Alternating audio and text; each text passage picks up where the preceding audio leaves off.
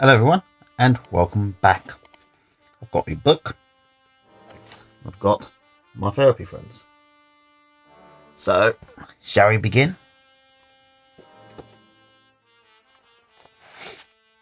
If you remember, we were talking about games and the games people play. If you wish to know more, you'll have to go back to the previous video. This is the essence of all games. Games are a way of using time for people who cannot bear the stroking starvation of withdrawal, and yet whose not okay position makes the ultimate form of relatedness, intimacy, impossible. Though there is misery, there is something. As the comedian said, it's better to have halitosis than no breath at all.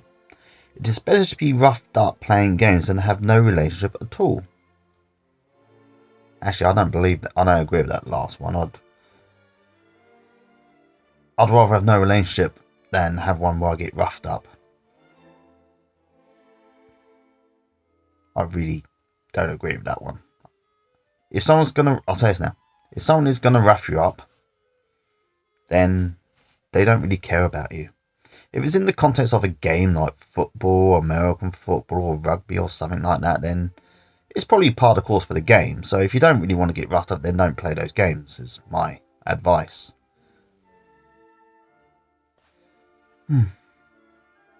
The developing child is more likely to survive in the warmth of wrath and to suffer blight in the chill of indifference, wrote Dr. Goulston of Abused Children. Thus, games provide benefits to all the players. They protect the integrity of the position without the threat of uncovering the position. To further clarify the nature of games, we shall report the moves in one game. Why don't you? Yes, but. The players are Jane, a young career woman, and her friend. This game is frequently played, by the way, in the helping situation, the clergyman's study, the psychiatrist's office, or the kitchen of a long-suffering coffee mate. Jane says, I am so plain and dull that I never have any dates. Friend, why don't you go to a good beauty salon and get a different hairdo? Now, I'm going to say this now. This book is kind of showing its age a little bit because I'm hoping that I'm wrong, but I think this little story is going to imply that Jane needs to make herself more beautiful to get a date, when chances are she's fine as she is. But we shall see. Jane says, I could, but that costs too much money. The friend says, well, how about buying a magazine with some suggestions for different ways of setting it yourself? Jane says, yes, but I tried that, and my hair is too fine. It doesn't hold a set. If I wear it in a bun, it at least looks neat. Something to be said about a bun. Male or female buns. They both do a great job of holding hair in place. They can also be attractive in their own way, of course, too. The friend says, how about using makeup to dramatise your features then? Jane says, yes, but my skin is allergic to makeup. I tried once and my skin got rough and broke out. The friend says, they have lots of good non-allergenic makeups out now. Why don't you go see a dermatologist? Jane says, yes, but I know what he'll say. He'll say I don't eat right.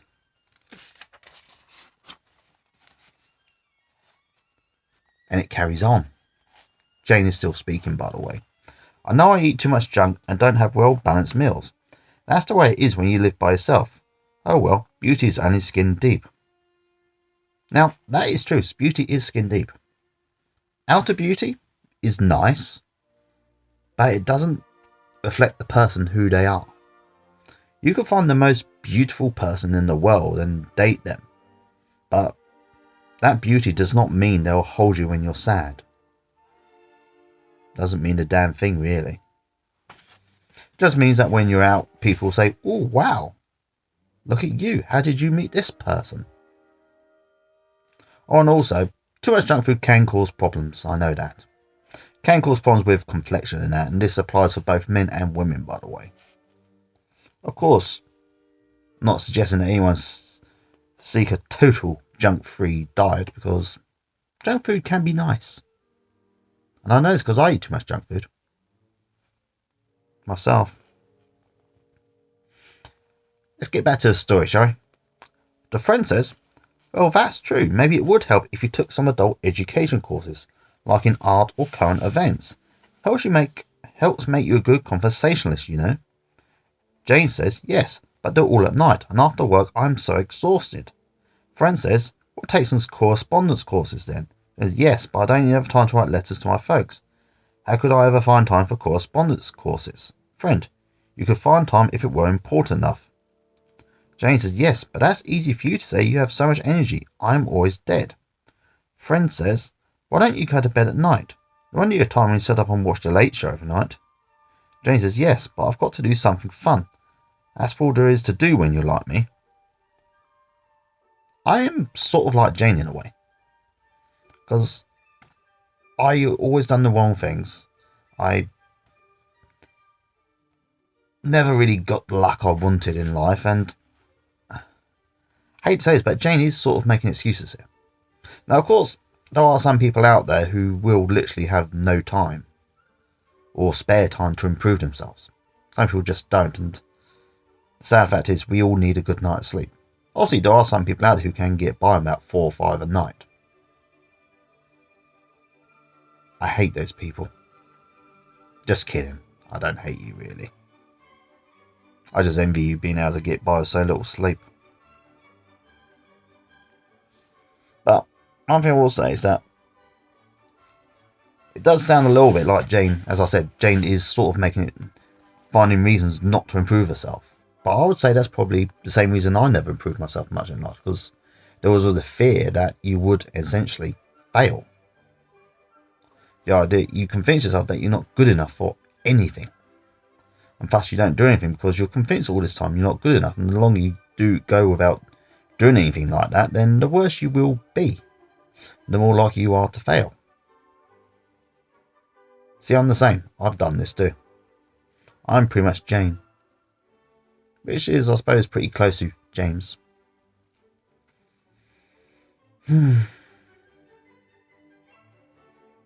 Anyway, let's get on with this book, shall we? Here, the discussion has gone full circle. Jane has systematically knocked down every one of her friend's suggestions. She begins with the complaint that she is plain and dull, but ends up being the question with the final reason she is plain and dull because that is the way I am. Yeah, I do that too. Her friend finally gives up in defeat and perhaps finally stops coming over, finally underlining Jane's not okay. This proves to Jane that there is indeed no hope for her.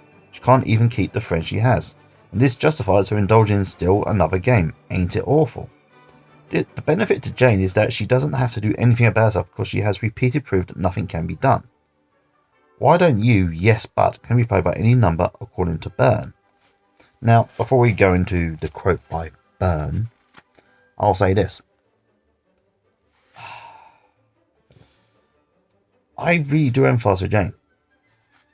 Because you want to improve, but then certain things happen in life and then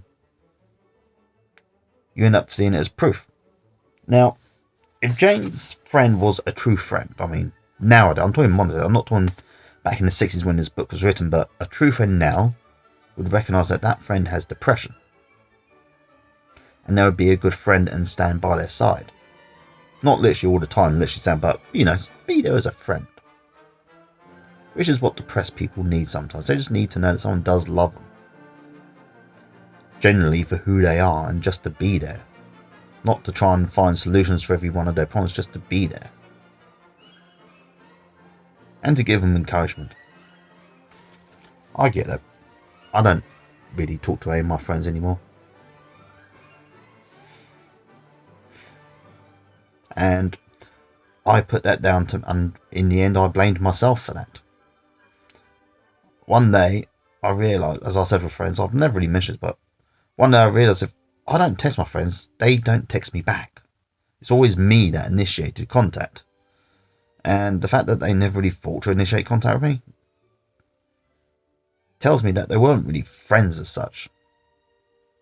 And of course, for years I blamed myself for this. But just now I've started to realise that no one was at fault really. It's just that we were different people. The friendship lived longer than it had any business doing, and the friendship left as soon as it got its first opportunity, really. So, that's life sometimes. Sometimes life does not go the way you want it to. Anyway, back to the book. Burns says, one player who is it presents a problem. The others start to present solutions, each beginning with, why don't you? To each of these, the one who is it objects with a yes but. A good player can stand off the rest of the group indefinitely until they all give up, whereupon it wins. Since all the solutions with rare exception are rejected, it is apparent that this game must serve some ulterior purpose. Gimmick in Why Don't You Yes But is that it is not played for its ostensible purpose, such as an adult quest for information or solutions, but to reassure and gratify the child. A bare transcript may sound adult, but in living tissue it can be observed that the one who is it presents herself or himself as a child inadequate to meet the situation, whereupon the others transformed into sage parents anxious to dispense their wisdom for the benefit of the helpless one.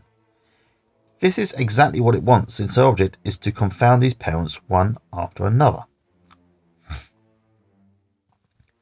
That's the end of the quote, by the way, meant to tell.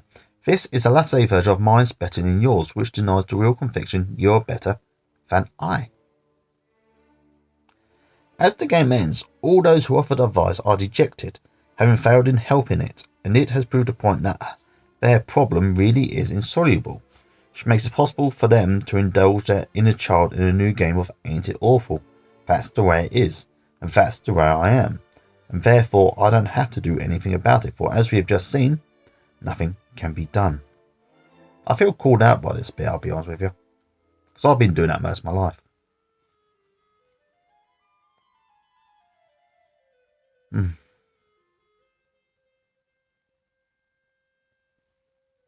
So, anyway, Byrne describes about 36 games in games people play. His games titles are colloquial, and most of them with semantic precision. Titles are I just read that damn sentence, didn't I? Sorry, people. Let's start this whole sentence again, shall we? Byrne describes about 36 games in games people play. His game titles are colloquial, and most of them, with semantic precision, put the finger on the central characteristic of the game as, ain't it awful? If it weren't for you, I could. Let's you and him fight. And now I've got you, you son of a bitch. Sorry, people. Didn't mean to use the B word there, but it's in the book. Because the titles are colloquial, they frequently bring a laugh. The fact is, games are not funny. They are defences to protect individuals from greater or lesser degrees of pain growing from the not okay position. The popularity of Byrne's game book has given rise in many sophisticated circles to a new pastime of game calling. The concept of games can be a useful therapeutic tool when used in combination with a prior applied understanding of parent, adult, child. But in the absence of such insight, the game concept, particularly game calling, can simply be another way to be hostile. People with an understanding of parent, adult, child can use an academic discussion of games by applying it to themselves, but to be called on a game by another person in the absence of insight or true concern most often produces anger. Are you with me so far, people? I hope so. It is my firm belief from long observation of this phenomenon that game analysis must always be secondary to structural and transactional analysis. Knowing what game you are playing does not, ipso facto, make it possible for you to change. There is danger in stripping away a defence without first helping a person to understand the position, and the situation in childhood in which it was established, which has made this defence necessary. Another way of stating this is that if only 1 hour were available to help someone, the method of choice would be a concise teaching of the meaning of parent, adult, child, and the phenomenon of the transaction. This procedure, I believe, holds more promise for change in short-term treatment than game analysis.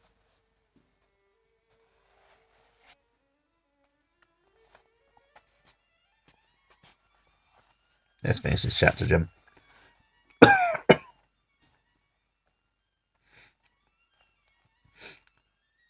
And we're back.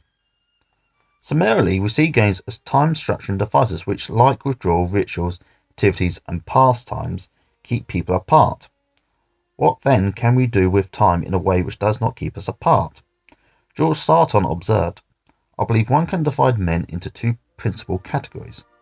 Those who suffer the tormenting desire for unity and those who do not.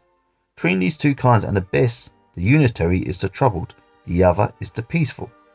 Many thousands of years, man's existence has been structured preponderantly by withdrawal, ritual, pastimes, activities, and games. Skepticism about this assertion could perhaps best be met by a reminder of the persistent recurrence throughout history of war, the glorious game of all. The majority of men have helplessly accepted these patterns as human nature, the inevitable course of events. The symptoms of history repeat itself.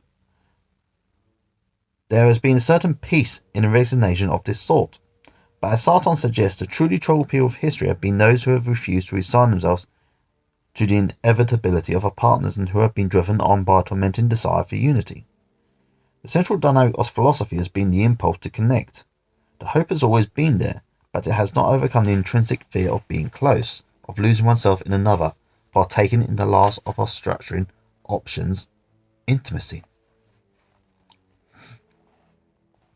A relationship of intimacy between two people may be thought of as existing independent of the first 5 ways of time structuring: withdrawal, pastimes, activities, rituals, and games. It is based on the assent by both people of the I'm okay, you're okay position. It rests literally in an accepting love where defensive time structuring is made unnecessary, giving and showing spontaneous expressions of joy rather than responses to socially programmed rituals. Intimacy is a game-free relationship since goals are not ulterior. Intimacy is made possible in a situation where the absence of fear makes possible the fullness of perception, where beauty can be seen apart from utility, where possessiveness is made unnecessary by the reality of possessor. Possessor? The word will be up on the screen. If I did, I remember to put this up, of course. On with the book. It is a relationship in which the adult in both persons is in charge and allows for the emergence of the natural child. In this regard, the child may be thought of as having two natures. The natural child, who is creative, spontaneous, curious, aware, and free of fear. Also, the adapted child, who is adapted to the original civilizing demands of the parent. The emancipation of the adult can enable the natural child to emerge once more. The adult can identify the demands of the parents for what they are, archaic, and give permission to the natural child to emerge again, unafraid of the early civilizing process, which turned off not only his aggressive antisocial behavior, but his joy and creativity as well. This is the truth that makes him free to be aware again and free to hear and feel and see in his own way. This is a part of the phenomenon of intimacy. Thus, the gift of a handful of primroses may be more readily by a spontaneous expression of love and joy than the expensive perfume from I. Magnin on the socially important anniversary date. Let me... No, that means from I Magnin. I realised what I've done it. Let's start this again. Thus, the gift of a handful of primroses may be more readily be a spontaneous expression of love and joy than the expensive perfume from I Magnin on the socially important anniversary date. The forgotten anniversary date is not a catastrophe for the intimate husband and wife, but it is very often for those whose relationship exists by virtue of ritual. The question is frequently asked, are withdrawal, pastimes, rituals, activities and games always bad in a relationship? It is safe to say that games nearly always are destructive, inasmuch as their dynamic is ulterior, and the ulterior quality is the antithesis of intimacy. The first four are not necessarily destructive unless they become a predominant form of time structuring. Withdrawal can be a relaxed, restorative form of solitary contemplation. Pastimes can be a pleasant way of idling the social motor. Rituals can be fun. Birthday parties, holiday tradition, running to meet dad when he's home from work. In fact, they repeat again and again joyous moments which can be anticipated, counted on, and remembered. Activities which include work not only are necessities of life, but are rewarding in and of themselves as they allow for mastery, excellence in craftsmanship and the expression of a great variety of skills and talents. However, if there is discomfort in the relationship between two people when these modes of time structuring cease, it is safe to say there is little intimacy. Some couples program their entire time together with frantic activity. The activity itself is not destructive, unless the compulsion to keep busy is one and the same as the compulsion to keep apart. The question now arises, if we strip ourselves of the first 5 ways of time structuring, do we automatically have intimacy, or do we have nothing? There seems to be no simple way to define intimacy, yet it is possible to point to these conditions which are most favourable for its appearance. The absence of games, the emancipation of the adult, and the commitment to the position of I'm okay, you're okay. It is through the emancipated adult that we can reach out to the vast areas of knowledge about our universe and about each other. Explore the depths of philosophy and religion, perceive what is new, unrefracted by the old, and perhaps find new answers, one at a time, to the great perplexity. What's the good of it all? An elaboration of this idea will follow in chapter 12. But that will have to wait because we've just finished chapter 7. And we'll be starting chapter 8 on our next video. And yes, I'm aware this one's slightly longer, but I knew we were near the end, so I figured I should really finish it. So until next time, people, take care of yourselves, alright? Bye.